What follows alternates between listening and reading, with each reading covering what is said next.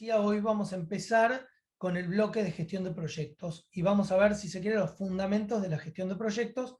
Es una clase muy introductoria sobre la cual después vamos a empezar a bucear un poco y empezar a desgranar algunos conceptos muy en particular a lo largo de las siguientes clases. Vamos a ver primero la definición de un proyecto, según dos definiciones, la del PMI y la de Palacio. Vamos a ver qué es PMI, vamos a ver qué es PMBOK. Ustedes ya vieron el libro de Palacio, con lo cual saben de quién estamos hablando. Vamos a hablar de la diferencia entre proyectos, programas y portfolios, o esta jerarquización. Vamos a ver a muy grandes rasgos cuándo nace la metodología predictiva, o la metodología estructurada, o la metodología en cascada de gestión de proyectos, y cuándo ocurren determinadas situaciones, sobre todo en el contexto, que hacen que tengamos que encontrar otro tipo de metodologías como para tratar de resolver mejor los proyectos, específicamente o especialmente los proyectos informáticos. Con lo cual empiezan a nacer las metodologías ágiles, que nacen justamente, mientras que la metodología predictiva, como vamos a ver, nace en otro ámbito que no es el informático, la metodología ágil nace dentro del ámbito del desarrollo de software. Vamos a ver qué es el PMI. Básicamente vamos a ver cuáles son las áreas de conocimiento del PMI, cuáles son los procesos, y comentar brevemente algunas certificaciones que tiene el PMI. Vamos a ver los fundamentos en términos de cómo vincular, si se quiere, los procesos de la gestión de proyectos tal cual lo ve el PMI versus el ciclo de vida de desarrollo de sistemas, que es el que ustedes han visto en Sistemas de Información de cuarto año, que es la metodología de Kendall y Kendall, que son los 7 pasos del ciclo de vida. Vamos a mapear, si se quiere, cada uno de los procesos de la gestión de proyectos con el ciclo de vida del desarrollo de sistemas. Y finalmente vamos a conversar, aquí sí espero que la interacción sea grande, sobre por qué fracasan los proyectos, por qué todavía fracasan los proyectos. Es el título exacto del artículo que trajimos hoy para la lectura. Como casi todas las clases, un opening case, un caso de apertura. ¿Por qué creemos que ver estos temas es fundamental? En el caso de gestión de proyectos, porque el futuro del trabajo en proyectos tiene cada vez un papel más preponderante. De hecho, es algo que lo venimos diciendo hace ya algunos años, y hace ya algunos años que se viene cumpliendo, y año a año, en la medida en que se van analizando las tendencias a futuro, cada vez crece más el volumen que en las distintas economías se maneja a nivel de gestión de proyectos. Por ejemplo, yo les traigo por acá algunos prints como para que podamos ver juntos.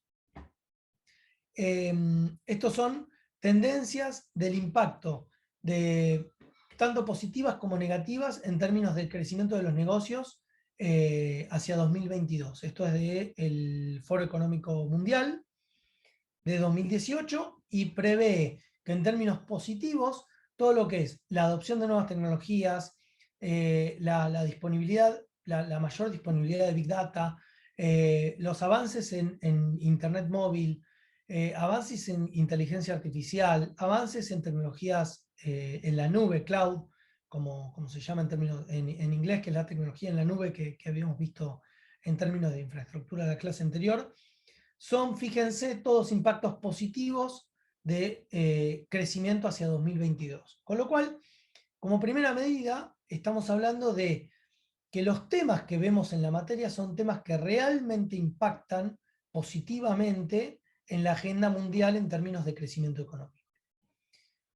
Además, si nos fijamos en las tendencias en términos de habilidades personales que uno debería tener, cómo se veía en 2018 y cómo se veía en 2018 las tendencias hacia 2022, y fíjense que a pesar de que en el cuadrito anterior veíamos que las tendencias eran todas técnicas, si se quiere, en términos de impacto en crecimiento económico, las tendencias en términos de habilidades no son técnicas, sino que son más desde el punto de vista de la gestión de lo técnico, no necesariamente desde la programación o desde el diseño de la tecnología, que aparece en el cuarto lugar, acá lo estoy marcando, sino que los primeros tres son, por ejemplo, pensamiento crítico e innovación, estrategias de aprendizaje activas, creatividad, originalidad e iniciativas propias. Y después, cuarto, aparece diseño de tecnología y programación, lo cual no es poco relevante, pero lo que queremos decir con esto es que, a pesar de que los temas tecnológicos cada vez empiezan a tener más impacto, esto de hace unos años a esta parte, y lo va a seguir teniendo cada vez más en términos de los negocios, en términos del crecimiento económico a nivel mundial, y posiblemente en términos del crecimiento económico de países como el nuestro, las habilidades que más se buscan son habilidades con algún tipo de conocimiento técnico, esto no se puede negar, pero habilidades de gestión. Y acá, vinculado con esto, justamente viene el skill set ideal según el PMI. El skill set es el set o el compendio de habilidades ideal que uno debería tener a nivel profesional de proyectos. Y justamente el PMI, que es el Project Management Institute, el Instituto de Project Management, fíjense que ellos definen que el skill set ideal, el compendio ideal de habilidades es conocimientos de negocio y de estrategia. Se supone que nosotros como licenciados en administración estamos empezando a fortalecer esto. Naturalmente que hay que trabajar, hay que tener un desarrollo profesional para saber, pero sí nos damos cuenta que la caja de herramientas que tenemos es realmente muy poderosa en algunos sentidos. Después, algo que también se nutre y que no es algo innato en la mayoría de los casos, que es el liderazgo. Y después sí, como tercera pata, perdón, el conocimiento específico sobre la gestión técnica de los proyectos. Y cuando habla de gestión técnica, el PMI, como es un instituto que habla de gestión de proyectos en general, no específicamente sobre proyectos informáticos o de desarrollo de tecnologías, no habla de conocimientos técnicos / tecnológicos, sino que habla de conocimientos técnicos en general. Entonces, si uno está hablando de un proyecto edilicio, tiene que tener conocimientos técnicos respecto de cuestiones de arquitectura y o ingeniería. Mientras que si habla de desarrollo de software, tiene que tener algo de conocimientos técnicos vinculados con, por ejemplo, programación, infraestructura tecnológica, etc.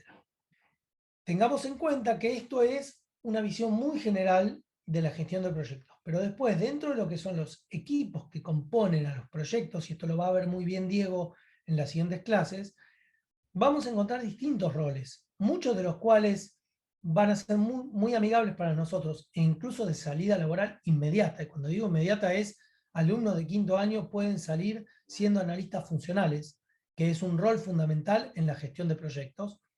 Mientras que hay otros roles que naturalmente no los vamos a poder hacer. Administrador de base de datos, se necesita un conocimiento muy técnico que, por lo menos, si uno solamente tiene la formación de licenciado en administración, no va a saber. Y acá, esto es el análisis que hizo el PMI en 2017 versus 2027 de 10 o 12 economías mundiales y cómo va a impactar, cómo van a impactar los trabajos en gestión de proyectos en estas economías. Entonces, si nosotros vemos la línea verde versus la línea amarilla, es la línea amarilla 2017, la línea verde lo que se proyecta que van a contribuir en términos de Producto Interno los proyectos o todo lo que son los trabajos en términos de gestión de proyectos. No tenemos una vinculación directa con ninguna de estas economías, pero sí podemos decir que más o menos estamos cerca de Brasil y veamos que Brasil está creciendo o creen que la tendencia sea hacia un 25% más de crecimiento en términos del producto que va a generar los trabajos en gestión de proyectos hacia el 2027. Y realmente es un número muy grande, y es un número que acá se ve, no lo traje acá porque la verdad es que es muy difícil encontrar datos de Argentina, o por lo menos datos consistentes, datos que yo confíe si se quiere, pero acá se ve, en Argentina sí, que hay un gap interesante, una distancia interesante entre lo que es trabajos profesionales del entry level, como llamamos, del nivel inicial de quien es un joven profesional o a punto de recibirse, versus un entry level de proyectos. Y aquí, naturalmente, si bien hablamos, o estamos hablando hoy en esta clase, cuando hablamos de fundamentos de gestión de proyectos, de proyectos en general, vamos a tratar de bajarlo en la medida en que pongamos ejemplos a proyectos en particular de la gestión tecnológica, porque es el core, el corazón de la materia. Vamos a ver la definición estándar de lo que es un proyecto desde el punto de vista del PMI y vamos a usar también la definición de Palacio porque usa algunos conceptos que nos van a ayudar a desgranar un poquito más esta definición.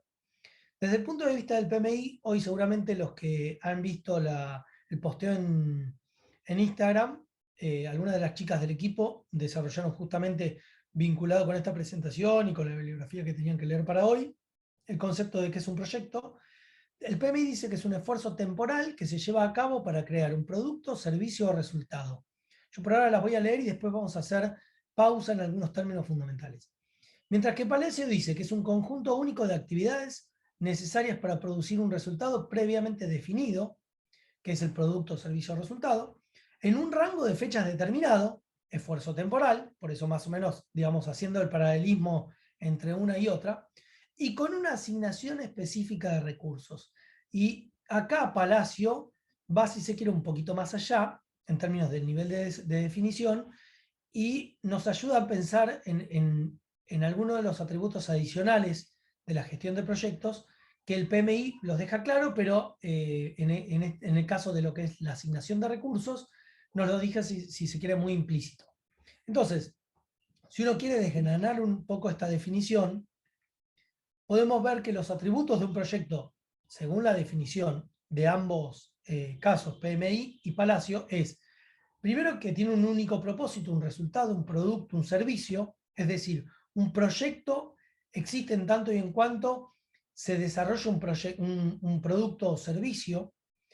Después el proyecto como tal se cierra, se le da un cierre, no significa necesariamente que el producto se le dé el cierre, naturalmente. Por ejemplo, ahora me adelanto un poquito a los próximos slides, si uno pone como ejemplo, como proyecto, la construcción de un puente, no es que cuando terminamos la construcción del puente dinamitamos el puente, obviamente que no lo hacemos, sino que cerramos el proyecto, lo damos por finalizado, pero el producto, en este caso el puente, persiste durante el tiempo que pueda persistir para, digamos, brindar el servicio que tenga que brindar. Lo mismo con un producto de software o con un producto digital o lo que fuera. Tiene un marco temporal preestablecido. De nuevo, el proyecto tiene un marco temporal preestablecido, no necesariamente el producto del proyecto. ¿Bien? Si bien cuando uno planifica el proyecto, y esto lo vamos a ver cuando hablemos un poco más adelante en la clase de evaluación, trata de amortizar el producto, es decir, de pensar cuántos años nos puede durar el producto tecnológico, en este caso el producto digital, y en función de eso tratar de ver económico-financieramente si es justificable o no. Vamos a hablar un poquito más cuando hablemos de evaluación, no me quiero adentrar ahora sobre estos conceptos. Se elabora en forma progresiva, es decir, uno planifica, sobre todo en metodologías predictivas, ahora vamos a ver a qué me refiero específicamente con esto, pero uno planifica las tareas y va avanzando progresivamente hacia la elaboración de un producto o servicio, o resultado, digamos. Vamos a englobar dentro del término producto estas tres cuestiones: resultado, producto, servicio. Debe tener un cliente o sponsor principal. Esto, cuando hablamos de la primera línea de proyectos que ustedes van a tener, es decir, lo que son los servicios de tecnología informática y sistemas de información, el sponsor de ustedes va a estar del lado de la empresa, del lado de la compañía, que va a ser, si se quiere, el cliente de ustedes. Es decir, ustedes como grupo van a tener un rol de consultoría, van a tener un rol externo de una compañía real y verificable, van a tener un sponsor, es decir, esa persona que no solamente les provee la dirección en términos del proyecto, es decir, los dirige hacia donde o hacia la necesidad que tiene la empresa, sino que además idealmente les va a proveer de los fondos o por lo menos va a apalancar la asistencia de los fondos necesarios para solventar el proyecto. Y en el caso de una startup, el sponsor puede ser el emprendedor, en caso de que sea una startup externa, o el cliente, en caso de que sean ustedes quienes quieren desarrollar un producto digital para solucionar una problemática. Bien, como sea, siempre hay un cliente o sponsor principal del proyecto. Y por último, un proyecto por definición implica incertidumbre, es decir, no solo implica todo lo que estamos viendo, sino que implica el análisis de riesgo de determinadas cuestiones que quizás podrían llegar a pasar y que en este sentido podrían tener algún tipo de impacto sobre el desarrollo del proyecto o bien sobre el producto finalizado, digamos, ¿no? Con lo cual, una de las clases que vamos a tener es justamente sobre el análisis de riesgos. Algunos de los ejemplos que menciona Palacio y que traemos aquí a colación, el primero es un ejemplo típico de gestión de proyectos en general, es la construcción de un edificio, la construcción de un puente. Cualquier proyecto de infraestructura es un proyecto por definición, y es muy sencillo pensar en un proyecto cuando hablamos de cuestiones de este tipo. Ya después empiezan a haber algunos grises cuando hablamos de otras cuestiones, sobre todo cuando hablamos de programas que tienen varios proyectos, pero no me quiero adelantar tampoco a esto. Dentro de lo que es específicamente el core de la materia, desarrollo de un software, de un sistema de información, implantación de una nueva línea de producto en una empresa también podría ser un proyecto, diseño de una campaña de marketing también podría ser un proyecto. Fíjense que después la campaña de marketing es el producto, o es el resultado, o es el servicio. La nueva línea de producto de la empresa es el producto del proyecto, entre comillas, ¿sí? Pero la gestión del proyecto es desde que se concibe la necesidad, o se detecta la necesidad o la oportunidad, hasta que se pone el producto, servicio o resultado en manos del cliente o del sponsor. Bien, en términos de jerarquía, nosotros hasta ahora estamos hablando de proyectos, pero hay una jerarquía por sobre los proyectos vienen programas y después portfolios, ¿no? Entonces, de nuevo, usando la terminología del PMI, que es una metodología que nos ayuda mucho en este sentido, un programa es un grupo de proyectos, no solo un grupo de proyectos, sino que está vinculado entre sí. Y por lo tanto deberían estar administrados en forma coordinada para obtener beneficios que no serían posibles si se administraran de forma independiente. Esto está sacado de la anteúltima versión del PMBOK. Bien, ¿qué quiere decir entonces? Por empezar, un programa es un grupo de proyectos, hasta ahí vamos bien, pero no solo es un grupo de proyectos, sino que es un grupo de proyectos que tiene algún tipo de interrelación. Y como tal, siempre es mejor administrarlo de forma coordinada. Entonces, por ejemplo, si uno piensa en un proyecto de infraestructura general, debería bajar a nivel de proyectos, distintos proyectos, pero coordinados para formar un programa. Les pongo un ejemplo puntual que me viene ahora a la mente, que justo hoy estaba hablando con Claudio Rosa sobre el tema. Con Claudio, yo no sé si están al tanto, que la universidad va a tener un hotel escuela. Va a ser el primer hotel escuela de universidad pública de Latinoamérica. Y acá tenemos un caso exacto, un caso perfecto para graficar nivel programa y nivel proyectos. Por ejemplo, un proyecto es darle acceso Wi-Fi a los 8 pisos que va a tener el edificio. ¿Por qué es un proyecto? Porque es un proyecto que tiene como resultado final que todas las habitaciones, más todos los espacios comunes, más todos los puestos de trabajo, más todas las salas, más todas las aulas de clases, tengan Wi-Fi con una tecnología específica, con una demanda específica. Entonces, un proyecto es brindar de acceso wireless a todo el edificio. Otro proyecto, por ejemplo, es equipar la sala de servidor. Otro proyecto es la elección creo que se llama justamente el PMI, que es el sistema de administración de hospedaje, digamos, de las habitaciones en el hotel, es decir, que hace desde el mapeo de las habitaciones hasta la facturación, pasando por la gestión de los desayunos o de los pedidos de room service, etcétera, etcétera. Y hasta casos de mucamas, bueno, todo lo que es control de limpieza de habitaciones, etcétera. Entonces la selección de ese software también es un proyecto. Y así sucesivamente. no sé si me siguen en términos de jerarquía. Hasta ahora he nombrado varios proyectos que idealmente deberían trabajarse en forma no simultánea necesariamente, es decir, no en paralelo, pero sí coordinada. ¿Por qué no en paralelo? Porque, por ejemplo, les pongo un caso más que real. Hoy, producto de la pandemia, el hotel no va a empezar a tener pasajeros dentro de un mes. Ya tenemos la certeza de que dentro de un mes no vamos a tener pasajeros. Con lo cual, hoy elegir el software para la gestión de habitaciones e instalarlo mañana es por lo menos pagar algunos meses de licencia de uso en vano. Sin embargo, determinadas cuestiones como por ejemplo aprovisionamiento de determinado equipamiento, tanto para lo que es la sala de servidores como para lo que es el acceso Wi-Fi en los distintos pisos, etcétera, es algo que se podría y que se está llevando a cabo. Algún otro ejemplo es desarrollo de aplicaciones. Cuando uno desarrolla varias aplicaciones, por ejemplo, si uno quisiera desarrollar una aplicación web más una aplicación mobile, más toda la administración de la base de datos de esas dos aplicaciones, más la interacción con un software contable que ya tenemos previamente en la empresa, se puede tratar como distintos proyectos, lo que acabo de decir, que forman parte de un programa general que es el desarrollo de aplicaciones, si se quiere, web. También, en términos de soporte de usuarios, tenemos siempre ejemplos de programas.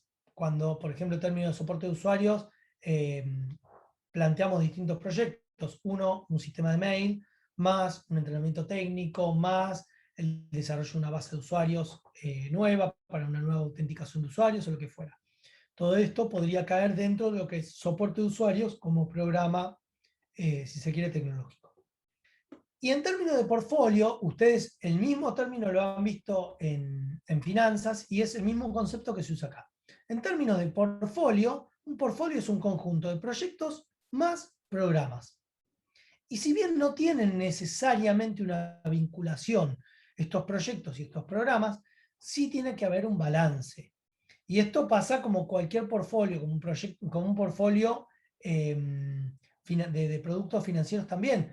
Cuando han visto en Finanzas de Empresas 2, si no me equivoco, un portfolio de productos financieros, ven que en términos de riesgo uno no debería estar siempre atado a la misma probabilidad de riesgo o al mismo impacto más la misma probabilidad de ocurrencia de determinados riesgos de distintos productos o distintos servicios financieros, sino que debería más o menos balancearlo en función del perfil de riesgo que uno tiene.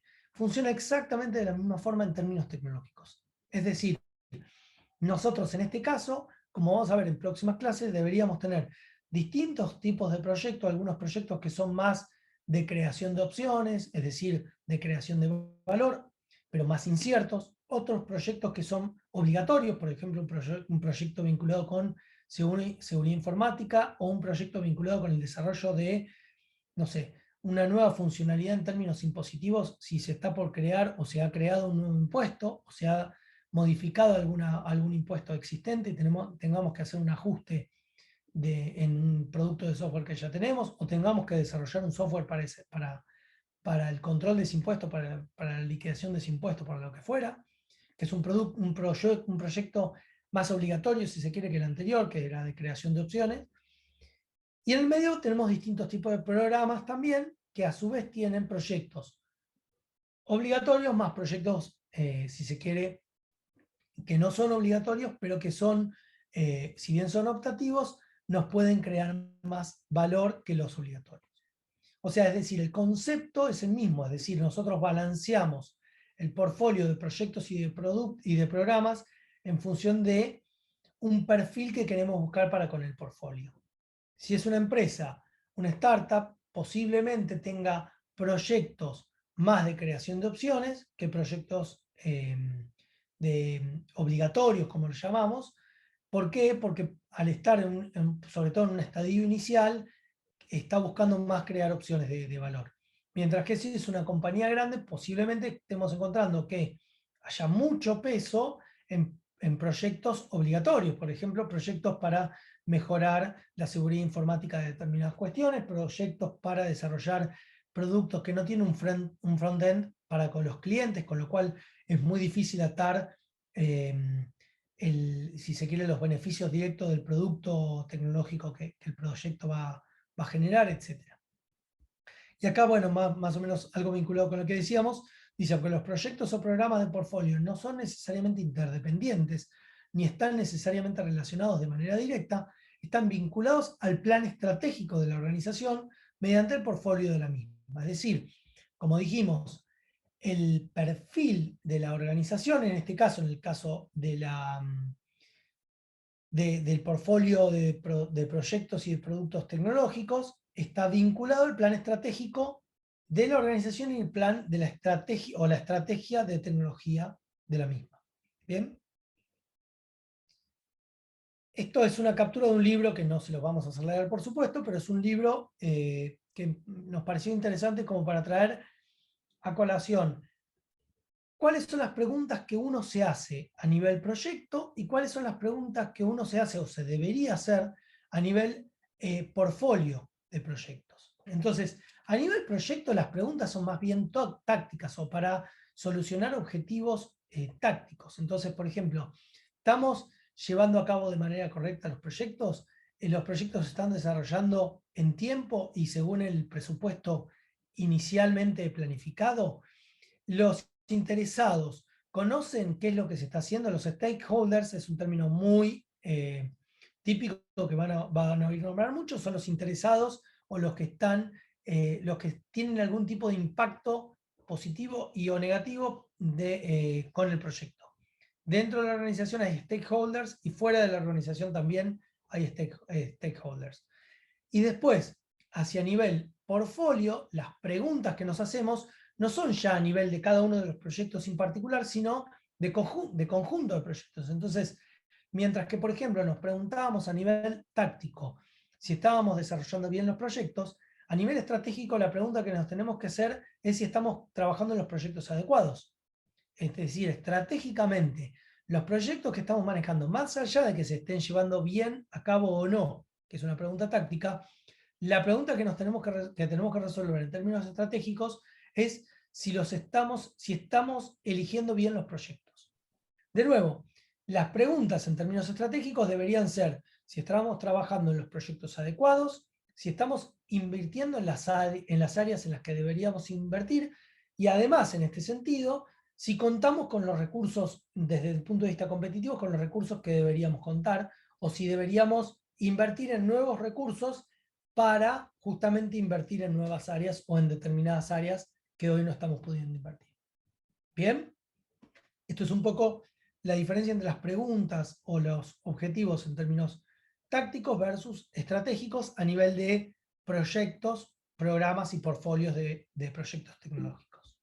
En los años 50 se empezaron a detectar varias cuestiones que se pueden englobar dentro de estos tres cuestiones fundamentales, que son incumplimiento de agendas o de tiempos para el desarrollo de los proyectos, desbordamiento de los costos, es decir, se había pensado en una inversión determinada y sin embargo los costos del proyecto eran cada vez más, y además las funcionalidades, es decir, el producto al final del recorrido, el producto que se le entregaba al cliente, era muy deficiente respecto del producto que el cliente había planteado que necesitaba.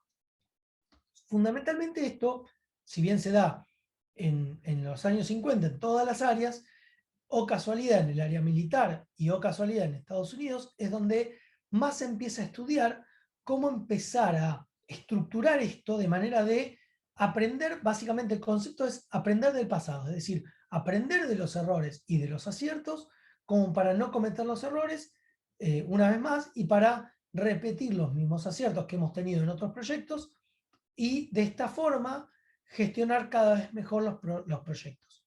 Este es el kit de la cuestión de los proyectos que se llaman predictivos, es decir, en los proyectos estructurados o los proyectos en cascada. Ahora vamos a ver por qué significa en cascada. Básicamente, ¿por qué es el kit de la cuestión? Porque pone foco en la planificación, es decir, dice, bueno, todo proyecto, y Diego lo va a decir también el jueves en la clase, según la gestión predictiva, a ver, tironeando un poco académicamente a la gestión predictiva, llevando la gestión predictiva hacia el ridículo. Según la gestión estructural, el proyecto fracasa al inicio. Es decir, si un proyecto fracasa es porque se planificó mal. ¿Bien? Esto es, de nuevo, muy exagerado, muy académico, muy estrictamente desde el libro, una gestión predictiva de proyectos, una gestión sumamente estructurada, en donde nosotros planificamos antes de hacer y después hacemos. ¿Y por qué planificamos antes de hacer y después hacemos? Porque una de las cosas que estamos asumiendo, y ahora vamos a ver algunos de los supuestos, es que nosotros de antemano ya deberíamos conocer qué es lo que el cliente está buscando. Justamente en los años 60, en la industria militar, esto era una realidad. Es decir, los clientes, en este caso los clientes de la industria militar, ya conocían lo que necesitaban. Entonces, lo que se tenía que hacer era planificar mejor tiempos, costos y alcance, fundamentalmente, es decir, qué funcionalidades debería tener el producto o qué debería ser el producto, cuánto nos va a costar y en cuánto tiempo lo vamos a desarrollar, para que al final del recorrido nosotros hagamos el delivery, hagamos la entrega de ese producto en tiempo, cumpliendo con los costos y con las funcionalidades esperadas. ¿Bien? Entonces, después, básicamente, la gestión predictiva o la gestión estructurada, lo que tenía era una fuerte planificación al inicio y después, en la medida en que vamos avanzando, los procesos de la gestión de proyectos estándar, predictiva o estructurada son ejecución, seguimiento y control. Es decir, ejecución de lo que se planificó, seguimiento de lo que se está ejecutando y controlando lo que se ejecutó y lo que se ejecutó versus lo que se planificó. Es decir, siempre nos estamos atando, siempre nuestro puntapié fundamental en la planificación. Por eso esta frase que Diego va a retomar el jueves, de que los proyectos según la gestión predictiva, de nuevo muy forzada, no fracasan al final sino al inicio. ¿Por qué? ¿Qué quiere decir esto? Es una exageración de que si uno no logra el resultado que debía alcanzar es porque se planificó mal, no porque se ejecutó o se controló incorrectamente. Esto en los años 60. En el 65 se crea el Project Management Institute, el Instituto de la Gestión de Proyectos. Es el instituto más popular a nivel mundial, que lo que empezó a hacer es desarrollar estándares, investigar y educar en términos de gestión de proyectos. Es decir, es una ONG que se planteó como objetivo desarrollar estándares en términos de gestión de proyectos. Es decir, ayudar a la comunidad de proyectos a cada vez más gestionar de mejor forma los mismos. ¿Bien? Y en este sentido, una de las cosas que hace, que es muy fuerte a nivel internacional y en Argentina también, provee acreditación en Project Management.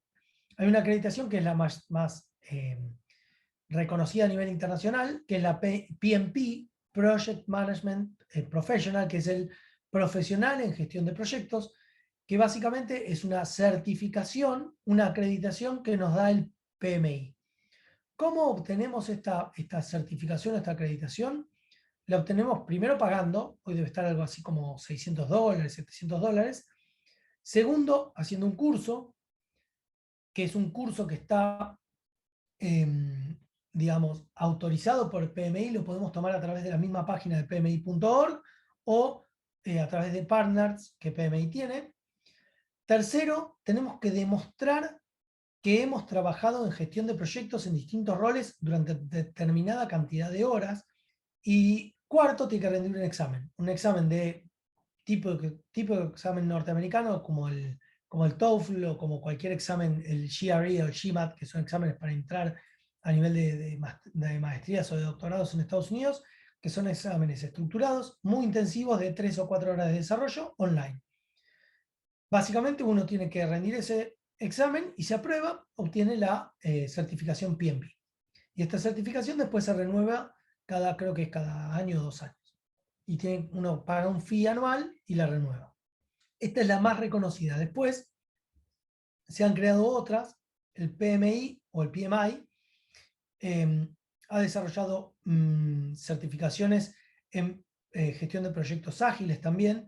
Ahora las ha dejado de lado y ahora, correctamente yo creo, se ha vinculado más con el desarrollo de estándares de gestión de proyectos en general y no tanto la parte metodológica en particular, porque el PMI estaba muy atado a lo que es la gestión predictiva y ha dejado en manos de otras organizaciones la posibilidad de certificar en metodologías ágiles. Ahora bien, eso fue en el 65. Después en el 89 se crea otro instituto que se llama el PRINCE2, que está más vinculado con la gestión de proyectos específicamente de software. Ahora bien, en los 90 empezaron a pasar cosas, es decir, pasó que nos encontramos cada vez con más velocidad en los cambios y cada vez con más incertidumbre en los cambios. Entonces, el contexto en el cual las organizaciones y los proyectos estaban inversos se modificó radicalmente. Fíjense que nosotros estábamos poniendo acá el foco en la planificación y decíamos que estamos asumiendo, yo lo decía, lo dejé entrever, lo mencioné entre líneas, estamos asumiendo que nosotros de antemano conocemos lo que el cliente va a necesitar. O en el mejor de los casos, el cliente conoce lo que va a necesitar. Entonces le estamos diciendo, estamos asumiendo, estamos suponiendo que el cliente sabe que dentro de 6 meses va a necesitar un producto que le satisfaga determinadas cuestiones y además que tenga determinadas funcionalidades. La realidad hoy, la realidad desde los 90 y cada vez más drásticamente hacia los últimos años, es que estamos muy lejos de esto. La realidad es que las necesidades son cada vez más desconocidas, no solo por parte del cliente, sino incluso por parte de nosotros, que somos los que desarrollamos los productos. Con lo cual, cada vez más estamos previendo funcionalidades en la medida en que avanzamos sobre el proyecto. Y en la medida en que esto es cierto, la gestión predictiva, como una gestión estructurada, se derrumba. Es decir, uno de los pilares de la gestión predictiva, que es primero planifiquemos lo que vamos a hacer y después ejecutemos esa planificación, se derrumba desde el punto de vista conceptual. De nuevo, hago un paréntesis, estamos tironeando las metodologías, estamos asumiendo que la estructura es 100% estructurada y que la ágil, cuando Diego dé las clases sobre agilidad, va a ser 100% ágil. En los proyectos reales no hay tal cosa como una metodología 100% estructurada, ni tal cosa como una metodología 100% ágil. Bien, entonces, si se quiere, en respuesta a estos dos grandes acontecimientos, a estas dos grandes cuestiones que empezaron a aparecer en el contexto de los proyectos, que eran, de nuevo, la velocidad y la incertidumbre, aparecen hacia los 90 lo que es la agilidad o la gestión ágil de los proyectos, que básicamente se basa, de nuevo, en estos supuestos. Primero, que la innovación y la agilidad son necesarios porque la planificación de antemano es cada vez más difícil. Segundo, que los requerimientos, como segundo supuesto, los requerimientos cada vez son más desconocidos. Y tercero, y esto también no lo voy a desarrollar hoy, se lo voy a dejar a Diego, cada vez más vira o se modifica el concepto de éxito en un proyecto desde lo que es el cumplimiento de la gestión predictiva, que es básicamente cumplir con el alcance, el tiempo y costo, que de nuevo lo veo muy por encima, se lo voy a dejar a Diego, hacia lo que es el foco en el valor. Es decir, la gestión de la agilidad lo que dice es, por más que nosotros cumplamos con las funcionalidades que preveíamos al inicio, con el tiempo que habíamos previsto y en los costos que habíamos previsto, quizás incluso el proyecto puede ser un fracaso. E incluso más, puede ser que no cumplamos con alguna de las tres o con las tres restricciones, alcance, tiempo y costo, y sin embargo, pongamos en manos del cliente un producto que le genere valor. Entonces tenemos que virar, tenemos que modificar el criterio de éxito y no ir hacia un criterio respecto del cumplimiento de estas tres restricciones, sino el cumplimiento o el foco en el valor, en el valor que el producto o resultado le agrega al cliente de este proyecto. Y acá de nuevo, uso una metáfora que se le escuché a Diego en un podcast y que me gustó mucho, que es, nosotros ponemos las dos metodologías en un ring de boxeo. Es decir, hacemos que se peleen la metodología predictiva con la agilidad. En rigor de verdad esto no existe, esta pelea no existe. ¿Por qué? Porque incluso en los proyectos más estructurados se usan muchas herramientas de agilidad, e incluso en los proyectos más ágiles se usan metodologías o herramientas predictivas, como por ejemplo el desarrollo de un presupuesto, el desarrollo de un Gantt o distintas herramientas que hacen a la planificación. El uso quizás es distinto, pero las herramientas sirven para ambas. Y además, cada vez más, sobre todo en proyectos cada vez más grandes y complejos, existen lo que son las metodologías híbridas, es decir, las metodologías que tienen, si se quiere, una base predictiva y después, por sobre la base predictiva, plantea agilidad en la medida en que uno ejecuta, es decir, una planificación más predictiva y después una ejecución más ágil. Es interesante esta analogía, esta metáfora de poner en un ring de boxeo, subir en un ring a las dos metodologías. ¿Sí?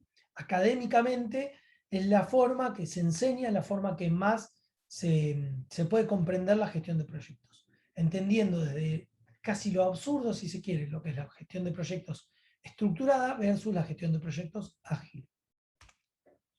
Y básicamente, la gestión de proyectos estructurada se llama también, o una de las formas de llamarla es en cascada, por el inglés waterfall. El waterfall es la caída del agua, es la cascada del agua, porque básicamente lo que indica es que hasta que no termina una instancia, por ejemplo, hasta que no hago la recopilación de información y defino las funcionalidades, no puedo avanzar en el análisis y diseño de la solución.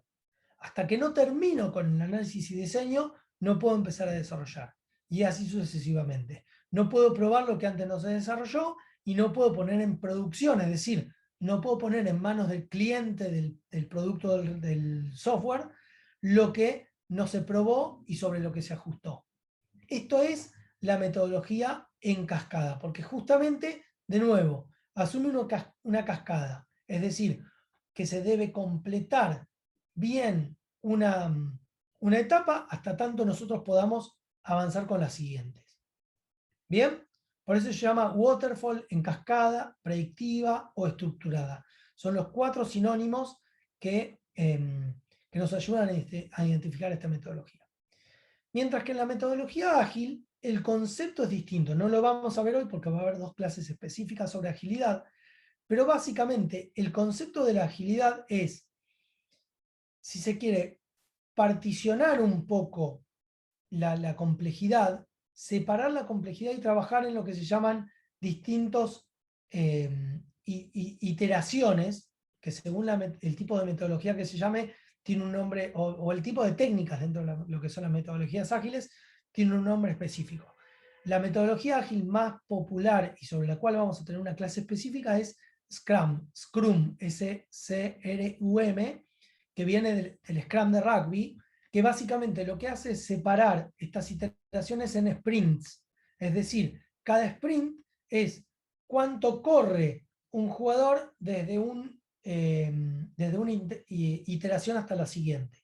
Entonces, básicamente lo que hace es tratar de descomponer en términos de complejidad en menor complejidad distintos sprints, distintas iteraciones, y después avanzar con estas iteraciones. Pero además, no solo tiene esta cuestión, si se quiere, distintiva, que sería una cuestión que eventualmente en la cascada lo podríamos hablar, sino que además tiene otra distinción, que es que mientras que en el método en cascada el producto final, el resultado final lo tenemos al final del recorrido, cuando ya ponemos en producción, es decir, en manos del cliente, el software, pongamos por caso, en la metodología ágil, nosotros a lo largo o terminado cada iteración, tenemos un incremento funcionando, es decir, una parte del producto que no cumple con todas las funcionalidades que va a cumplir este producto final, pero que le va agregando valor en la medida en que nosotros avanzamos en el desarrollo del proyecto. Y acá, este incremento además tiene un doble rol, que es que digamos, el primero, que no existe la metodología en cascada, que es poner en manos del cliente en forma anticipada una parte del producto que le va a solucionar una parte de sus necesidades, que esto no existe en la metodología en cascada. Y además, otro rol que sí existe en la metodología en cascada, que se inventó, si se quiere, en el medio entre la predicción y las metodologías ágiles, que es el rol de prototipo, es decir, poner en manos del cliente algo que nos sirva a nosotros de feedback. Es decir, que nosotros sobre esto, el cliente también nos dé un feedback, una retroalimentación de qué opina. ¿Sí? El prototipo, el prototipado, existe también en la metodología en cascada. Lo que pasa es que en la metodología en cascada, si ustedes recuerdan de sistemas de información, han visto distintos tipos de prototipo. El prototipo descartable es el prototipo que más se utiliza en la metodología en cascada, es decir, un prototipo que puede ser funcional o no, es decir, puede ser solamente un mock-up de pantallas o puede estar atado a una base de datos, puede tener una funcionalidad, puede arrojar un resultado, etcétera. Pero una vez que el prototipo cumple su cometido, que es decir, que es tener un feedback directo del cliente y decir, bueno, sí, esto es lo que buscaba, el prototipo se destruye. O en el mejor de los casos se incorpora para el producto final, ¿sí? Que va acá. Mientras que en la metodología ágil, este prototipo es a su vez el incremento. De todas formas, recuerden que vamos a tener una clase o dos clases específicas sobre agilidad, en las cuales el concepto de incremento se va a entender mucho más. El concepto de MVP, mínimo producto viable, minimum viable product, mínimo producto viable, que es el producto más sencillo sobre el cual vamos a obtener un primer feedback de los clientes, que es, si se quiere, en términos de agilidad, el primer incremento. Y ahí sí el MVP va a tener un objetivo distinto en función de que sea un proyecto de servicio de tecnología, primera línea de proyecto, versus un proyecto de startup tecnológica, en donde en las startups el MVP existe como concepto, pero tiene un objetivo distinto. Ya lo vamos a ir viendo en la medida en que avancemos sobre las clases y sobre la bibliografía. Presentadas estas dos metodologías, hoy específicamente vamos a hablar sobre la gestión predictiva, porque hay conceptos y herramientas que nos van a servir incluso para la agilidad también. Básicamente hay tres supuestos grandes en términos de la administración de proyectos que asumieron en el PMI cuando establecieron o empezaron a desarrollar estos estándares. Primero, algo que yo dejaba entrever hoy al inicio, es posible relacionar nuevos proyectos con otros proyectos pasados, es decir, estamos asumiendo que de alguna forma los proyectos anteriores nos pueden servir para encontrar determinadas repeticiones y en ese sentido usar, si se quiere, aprendizaje de otros proyectos anteriores y aprender nosotros y ver sobre qué aprendimos en otros proyectos anteriores y replicarlo en proyectos actuales. Segundo, íntimamente relacionado con esto, se producen regularidades en todos los proyectos, es decir, la metodología o la gestión predictiva asume, por definición, que todos los proyectos tienen algo en común, tienen alguna regularidad. Y por tanto, si tienen alguna regularidad, podemos aprender de ellos. Y tercero, también es un fuerte supuesto, es necesario descomponer los proyectos en partes de menor dimensión para poder planificar mejor. Estos tres supuestos también en menor o en mayor medida están en la metodología ágil o en la agilidad. No son solamente supuestos de la metodología predictiva. Sobre todo los primeros dos supuestos son más fuertes en la predicción, en la metodología estructurada, y el tercero es más fuerte en la metodología predictiva. Es decir, el agarrar por partes un proyecto es un concepto más amigado con la metodología ágil que con la metodología predictiva. Bien, hoy les decía al inicio que habíamos tomado una definición del PMBOK. ¿Qué es el PMBOK? Project Management Body of Knowledge, es decir, el cuerpo de conocimiento de la gestión de proyectos, es la guía del cuerpo de conocimiento de la gestión de proyectos. Es un compendio de muchísimas páginas que justamente lo que tiene es, desde el punto de vista del PMI, del Instituto de Gestión de Proyectos, los estándares, las áreas de conocimientos y los procesos que uno debería manejar o conocer y manejar para gestionar correctamente o de la forma más eficientemente posible los proyectos.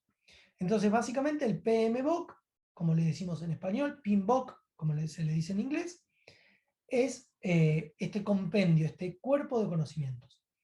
Actualmente creo que ya salió la 7ª edición hace muy poquito tiempo, si es que no está saliendo. En general no es tanto lo que vamos a leer del PMBOK, porque mucho del PMBOK está en Yedoy y Rivarola. Si uno eventualmente, por ejemplo, quisiera certificar en PMP, en el Project Management Professional, que les decía hoy la certificación, tiene que leerse desde el inicio hasta el final y conocer muy bien el PMBOK. Bien. Y básicamente el PMBOK lo que tiene son distintas áreas de conocimiento. Aquí, esto creo que es de la 5ª versión, porque se ha modificado mínimamente en distintas áreas, pero básicamente las áreas fundamentales son casi todas las que siguen. Voy a dejar integración para el final. De hecho, no vamos a ver integración. De aquí, las áreas que vamos a desarrollar. ¿Qué son las áreas de conocimiento? Los determinados conceptos que uno tiene que manejar en términos de proyectos para que después, integrándolos, nos permitan manejar de una forma más eficiente y efectiva los proyectos. ¿Bien? Entonces, justamente la integración es la integración de las distintas áreas. Las áreas que vamos a desarrollar nosotros a lo largo de las siguientes clases son alcance, tiempos y costos, que es lo que se llama la tríada del proyecto, que ahora lo vamos a ver mínimamente, y es la clase que vamos a tener el jueves con Diego. Calidad y riesgos, que es la clase que vamos a tener la semana que viene, ahora les voy a comentar la metodología. Y después, recursos humanos y adquisiciones no lo vamos a ver. Si tenemos tiempo, vamos a ver algo de interesados, pero solo si tenemos tiempo. Si no, vamos a ver alcance, tiempo, costos, calidad y riesgos, que son básicamente las grandes, digamos, las áreas más fuertes dentro de lo que son todas las áreas de conocimiento. ¿Por qué las áreas más fuertes? No porque el resto de las áreas no sean fuertes, sino porque, como pasa en muchas cuestiones, por ejemplo, pasa en cuestiones vinculadas con la administración de startups tecnológicas, nosotros al tener la formación en licenciatura de administración, tenemos formación indirecta en cuestiones, por ejemplo, de manejo de recursos humanos, de manejo de adquisiciones o de compra de adquisición de recursos en general, manejo de comunicaciones, con lo cual no es que estaríamos perdiendo tiempo, estaríamos repitiendo cosas que hemos aprendido de otras materias y que está directamente vinculado también con la gestión de proyectos. Pero pensemos que, en este caso, las áreas de conocimiento no son o para un público específicamente de licenciatura en administración, sino que es un público más general. Bien. En función de la tríada de gestión de proyectos, ¿por qué vamos a tener una clase específica sobre estas 3 cuestiones? Porque es, desde el punto de vista de la gestión predictiva, lo fundamental a interpretar, que es cómo juegan, cómo interactúan el alcance, es decir, las funcionalidades que el producto tiene que tener, mejor dicho, las funcionalidades, lo que tiene que hacer y lo que no tiene que hacer el producto una vez que esté en manos del cliente, junto con o lo que costó desarrollar ese producto y cuánto tiempo nos llevó desarrollarlo. Esos 3 cuestiones fundamentales forman lo que se llama la tríada en términos de la gestión de proyectos. E imagínense, si se quiere, que esto es de alguna forma flexible. Esto, si se quiere, a ver, imagínenselo como si fuera una pirámide flexible, en donde en la medida en que nosotros aumentamos el alcance, estiramos el alcance, esto necesariamente tiene impacto sobre el tiempo y o sobre los costos. De la misma forma, si nosotros queremos bajar el tiempo, hay 2 formas de bajar el tiempo, o aumentando los costos, es decir, teniendo más recursos disponibles para el proyecto, y o aumentando disminuyendo las funcionalidades que el producto nos va a poner en manos del cliente. Y así sucesivamente. Por eso es fundamental interpretar esta tríada en términos flexibles, en términos de cómo una puede necesariamente modificar a las demás. Profe, una pregunta. En Sí, cuanto a la Vanessa. metodología ágil, ¿puede ir modificándose a medida, por ejemplo, vamos en el sprint 3, ¿se puede cambiar algún requerimiento? O sea, ¿es usual que pase eso? No me quiero adelantar mucho porque lo va a ver Diego justamente cuando hable de agilidad, pero en la metodología predictiva, lo menos deseable es que ocurra lo que estás diciendo. Es decir, si nosotros planificamos lo que el cliente necesita, es decir, si el cliente nos dijo lo que necesita, lo ideal es no modificar las funcionalidades a lo largo de la ejecución del proyecto.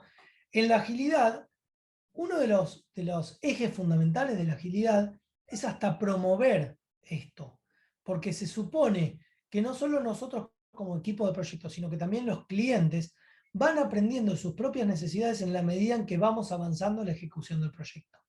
Y como van aprendiendo de sus propias necesidades, van descubriendo nuevas funcionalidades que muchas veces, si no siempre, se les fue imposible identificar al inicio de la planificación. A pesar de todo esto que estamos hablando, y a pesar de las metodologías que va a ver Diego, que cuando hablemos de agilidad, sin embargo, los proyectos siguen fracasando. Hace solamente 13 días se escribió esta nota que dice justamente por qué siguen fracasando los proyectos. Y justamente traen esta tasa de fracaso global del 70%, que es una tasa de fracaso global que se repite año a año desde hace muchísimos años.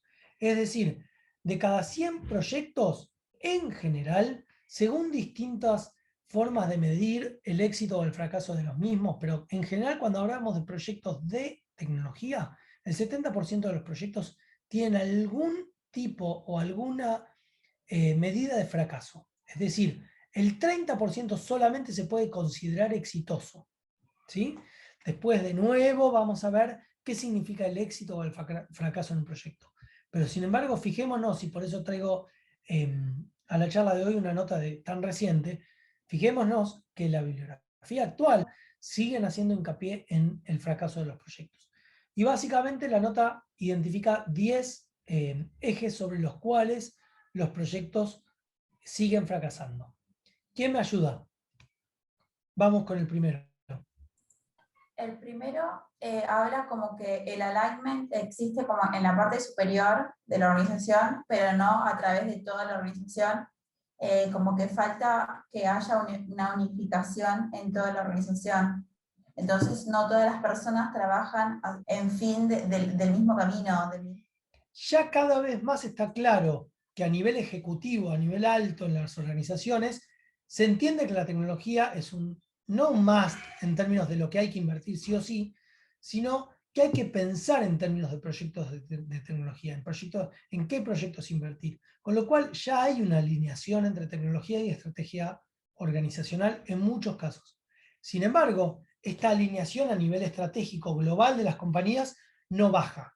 Es decir, los niveles inferiores de la organización no entienden, no conocen cuáles son estos caminos en términos de la alineación de tecnología con estrategia corporativa. Pero me resultó interesante ver cómo, o sea, una frase que leí que me gustó, que es capaz como poner más énfasis en el marketing del proyecto, ¿no? De cómo vender el proyecto que la ejecución del proyecto en sí, haciendo un poco referencia a la resistencia de los empleados o del usuario final, algo que capaz es súper eficiente, que resuelve un montón de problemas y sin embargo hay una resistencia de los mismos usuarios o empleados para ¿no? tomarlo o decir, bueno, una de las personas que relataba un caso que decía que terminamos el proyecto y después ventas no lo quería.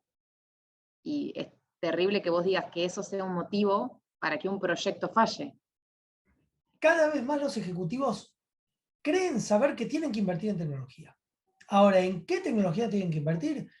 Y muchas veces no se sabe, muchas veces se sabe cuál es la tecnología que está en trend, está en tendencia, no necesariamente la tecnología que nos va a agregar valor a nosotros como compañía. ¿Sí? Esto lo vamos a ver específicamente cuando hablemos de alineación, de cómo alinear la tecnología con la estrategia y cómo seleccionar aquellos proyectos, vamos a proyectizar la estrategia, es decir, a bajar a nivel de proyectos y cómo elegir aquellos proyectos que no necesariamente sean un obligatorio, un must, en función de lo que hoy existe en términos de tendencias, sino en términos de lo que le agrega valor a la organización. La segunda, me adelanté acá, dice no hay una clara definición de éxito. Esto también algo hemos hablado. Todavía, cuando hablamos incluso del 70% de fracaso de los proyectos, no sabemos qué estamos diciendo cuando hablamos de fracaso.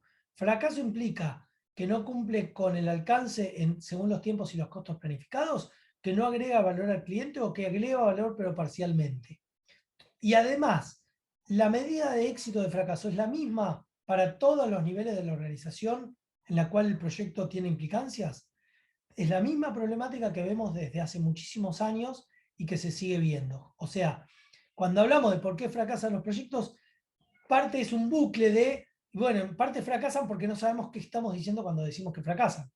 Creo que la tercera hablaba de que no le dedicaban, digamos, el 100% al proyecto, ¿no? Es como que siguen con las tareas del día a día y eso hace que, y se da, es decir, te lo nombro porque lo ves en los proyectos que te dicen, no, pero yo estoy con la carga del día a día, entonces no termino en horario, estoy hasta las 10 de la noche en home office, pero hay tres que se relacionan. Vos fíjate, no existe alineación en toda la organización. O sea, que el que está arriba de esa persona no le aclara que realmente tiene que dejar eso y tiene que ir al otro, a la otra función. Y hay otra más que es la de gestión del cambio, que también tiene relación con estas dos. Porque si vos haces una buena gestión del cambio, vas a ir mentalizando o haciendo partícipe, como digamos desde el lado del proyecto, como PO, vas a poder ir mentalizando al gerente del área, no al dueño, pero digamos, a las distintas personas participando y trayéndolas al proyecto. Ahí te hago un comentario para agregar también en el capítulo 1 del PMBOK. Hay una parte en donde se grafica cómo es la gestión de portfolio, programas, proyectos, así con este ejemplo que mostrabas hoy, pero hecho en gráfico. Y hay una parte al costado que dice operaciones. Dentro de la gestión de portfolio no podés dejar por fuera eso, porque si nosotros queremos para el proyecto del emisor de pólizas que estamos llevando adelante, llevar al especialista número 1 de la empresa en eso, significa que lo estamos desafectando de la operación. Entonces, ahí dentro del portfolio management tenés una pata muy importante de operaciones y es la que más cuesta lidiar siempre. Bueno, voy a contar, no sé si el cuarto tiene que ver con subestimar la resistencia al cambio, pero me gustaría opinar o hablar sobre ese tema. En realidad yo estoy trabajando en la Municipalidad de Chascomús, tengo a mi cargo recursos humanos, capital humano, como le llamamos, y estamos implementando el GDE, que es la gestión de documentación electrónica en el municipio. Sí.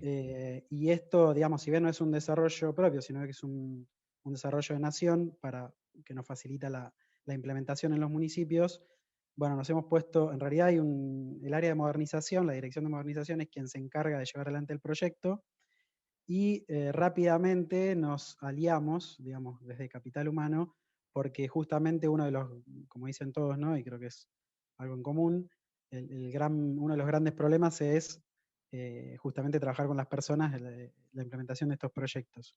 Entonces, como dice la lectura y como ya varios han opinado, justamente la gran resistencia al cambio, sobre todo en el Estado municipal, en el cual me toca trabajar hoy, eso se ve mucho, pero más me interesa por ahí ir al fondo de por qué esa resistencia al cambio. Es decir, lo que nosotros vemos, y por eso nos pusimos a trabajar con el área de modernización, es poder ir destrabando esas resistencias al cambio para implementar el proyecto o los proyectos. Porque el GD, digamos, estamos trabajando por etapas. Primero empezamos ya el 1 de marzo a implementar lo que son comunicaciones oficiales, o sea, todos los memos, las notas, la comunicación interna, fin del papel y todo digitalizado. Eso ya fue un tema inicialmente, y bajar una barrera para poder implementar el expediente electrónico, y para nosotros, que es una gran cosa, el legajo único electrónico, que es el legajo de todo el personal. Entonces, lo planteamos por etapas, pero decía que nos asociamos con modernización porque lo que estamos tratando es desde Capital Humano vencer las barreras que tiene, digamos, tenemos empleados de 30 años hasta gente nueva que se incorpora con este proyecto. Y nada, cosas como para tener en cuenta, cuando hablamos de resistencia, ¿qué es lo que está generando la resistencia? Porque es ahí donde creo que hay que ir a atacar eso, digamos. Aparecen los miedos, obviamente los miedos a usar una herramienta nueva. Esto siempre se hizo así, es una frase habitual, entonces, ¿para qué voy a cambiar? La pérdida de poder es importante porque cada una de las personas que forman parte de la organización tienen su cuota de poder, más allá del cargo o la jerarquía en la que revista. El conocer de una tarea o el saber apretar un botón X me da a mí una cuota de poder dentro de la organización, y muchas veces estos proyectos van a enfrentar esa cuota o van a derribar esa cuota de poder. Y las frustraciones también, porque nos encontramos con personas que a veces no sé, desde que no saben operar una PC o no pueden, del todo manejan el entorno de Windows o cualquiera de las aplicaciones que estamos llevando, entonces eso genera una frustración. Entonces por ahí creo que algo a tener en cuenta es, más allá de saber que existe la resistencia al cambio en todo proyecto, es ir, por lo menos en yo apunté estas 3 cosas a la pasada, pero los miedos que le genera a las personas y cómo trabajarlos desde otros lugares, digamos, de otras disciplinas, incluso la psicología, la psicología organizacional y demás, pero a nivel individual. La pérdida de poder, también cómo ser conscientes de la cuota de poder que tiene cada uno en sus puestos de trabajo y poder abordar eso, teniendo en cuenta eso. Y la frustración que nos genera a las personas el no poder o el no lograr aprender fácilmente a usar una herramienta o a adquirir un concepto. Entonces, creo que es importantísimo en esta etapa de empezar a trabajar en proyectos, tener en cuenta lo que nos pasa por la cabeza para que la resistencia al cambio no se dé o no se dé al 100%, ¿no? Gracias. Yo iba a hablar del que seguía, no, que no se tienen en cuenta muchas veces los riesgos potenciales que puede traer el proyecto, ya sean de la parte técnica, financiera, organizacionales, o por ahí un choque de culturas o demás aspectos. Y ahí daba el ejemplo de una página, creo que era Salud del gobierno de Estados Unidos, que a las pocas horas de haberse inaugurado, digamos, cayó por una fuerte demanda que no fue prevista, digamos. Las personas que encargaban estos sistemas pedían cosas muy complejas o pedían o tenían requerimientos demasiado extensos que capaz chocaban con lo que creían los expertos que era necesario. Bueno, También bien. yo creo que el analista debería poner foco en cuáles son los límites de este proyecto, porque tal vez hay muchas ideas que son buenas, pero serían parte de otro proyecto, no del que se está desarrollando, sino que es como una tarea equilibrada entre el analista y el desarrollador. ¿A qué usuario hay que escuchar? ¿Al usuario que no tiene la menor idea de tecnología y propone funcionalidades porque sí? No. Hay que escuchar a un usuario informado, a un usuario educado. Y naturalmente que si uno tuviera usuarios educados, este problema no existiría. Pero de la misma forma que no tenemos usuarios correctamente educados, tampoco muchas veces tenemos expertos correctamente educados. Es decir, que los expertos en tecnología muchas veces saben de tecnología, pero no saben del negocio. Solamente quería sumar, ahora que veo todos los motivos, que todos están relacionando con el proyecto en el que estoy involucrado ahora en el trabajo. Que sobre todo el último punto, el proyecto actual es un sistema de logística que se está combinando con SAP. Y los usuarios, la verdad que hace muchos años que vienen usando SAP, y muchas veces uno puede pensar que ellos que tienen renuencia al cambio, pero la realidad es que están tan cómodos con SAP que empiezan a pedir funcionalidades que en SAP están, pero que en el sistema actual no. Y justamente nosotros como equipo somos el nexo entre los expertos en TI, que es la empresa Infor, y ellos como usuarios. Así que estamos mediante capacitación y otras cuestiones, tratar de que el proyecto siga su curso y de que, aunque los tiempos se vayan corriendo y eso por ahí empieza a notar que no está siendo exitoso el proyecto, que son demoras que para algo están, y que siempre va a pasar que va a haber algún problema y el proyecto nunca va a salir tal cual se planificó originalmente. Esto se los voy a dejar el slide, es simplemente cómo mapeamos los 4 procesos: iniciación, planeamiento, ejecución y control, de, bueno, y finalmente el cierre de un proyecto, con los 7, creo que son 7 pasos de Kendall y Kendall del ciclo de vida de desarrollo de sistemas. Esto es ciclo de vida de gestión de proyectos versus ciclo de vida de desarrollo de sistemas. ¿Cómo mapeamos cada uno de estos 4 instancias, cada uno de estos 4 procesos, con las etapas que vieron en cuarto año en sistemas de información cuando hablamos del ciclo de vida de desarrollo de sistemas? ¿Por qué? Porque básicamente la gestión predictiva es un ciclo de vida, si se quiere, pero de gestión de proyecto en vez de desarrollo de sistemas. O visto de otra forma, el ciclo de vida de desarrollo de sistemas de Kendall y Kendall es uno de los ejemplos más arquetípicos de la gestión predictiva de proyectos. Y esto es el roadmap, estas son las próximas clases vinculadas con la gestión de proyectos. El jueves vamos a tener sincrónico, online, por Zoom, la clase de Diego de la tríada de proyectos, alcance, tiempos y costos. En la semana que viene, el video sobre riesgos y calidad. Además, la semana que viene, seguramente ya vamos a poner a disposición de ustedes un material que está haciendo parte del equipo sobre Business Model Canvas. Van a desarrollar un ejemplo de Dropbox, van a hacer el Canvas del Dropbox en un clip, como para que ustedes entiendan desde lo teórico y desde lo práctico cómo implementar el Business Model Canvas y los ayude a empezar con los primeros pasos del proyecto. El 30 de marzo tenemos clases de requerimientos funcionales y no funcionales. El 6 de abril, evaluación de proyectos.